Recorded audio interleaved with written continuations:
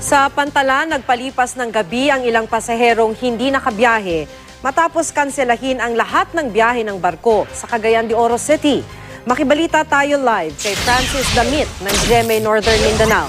Francis.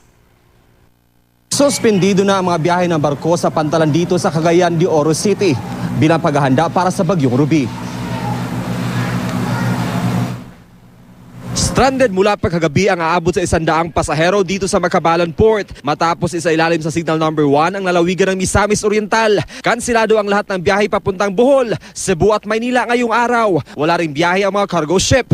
Si Luciano Buslot, ngayong araw daw sana makararating sa Bohol pero dahil kansilado ang mga biyahe kagabi, wala siyang magawa kundi pa-refund na muna ang kanyang ticket para may pangkain. Ayon sa Philippine Coast Guard, ibabalik ang biyaheng pandagat kapag ibinaba na ang storm signal. Ayon sa PDRRMC, kinansila na ang klase sa lahat ng antas mula sa preschool hanggang college kanina. Sa bayan naman ng Talisayan, naka-alerto na mula pa kagabi ang mga nakatira sa coastal barangays. Lagi raw kasing minabaha doon kapag malakas ang ulan. Ang storm surge may amok bantayan kayo magtabo niyang tubig ug ang dagat may amok kabalakan. Ang ibang residente naman sa Barangay San Jose, voluntaring lumilikas tuwing gabi. Pero bumabalik sila tuwing umaga habang hindi pa gaanong masama ang lagay ng panahon. Sa Sultan Kudarat, nakahanda na ang mga kagamitang pang-rescue sakaling bumaha sa lugar. Nakahanda na rin ang mga sako ng bigas na ipapamahagi sa mga lilikas na pamilya. Isa sa minomonitor, ang bayan ng Lambayong kung saan 11 sa mga barangay ang flood prone. Handa na rin ang mga residente sakaling tumaas ang level ng tubig sa Ala River.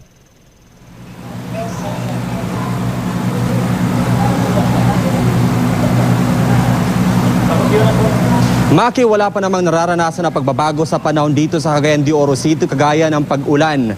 Ngunit abiso pa rin ng mga kinaukulan ang ibayong pag-iingat para sa mga residente dito. At yan ang muna pinakalites mula dito sa Mindanao. Francis Damit, Nagbabalita, Pilipinas.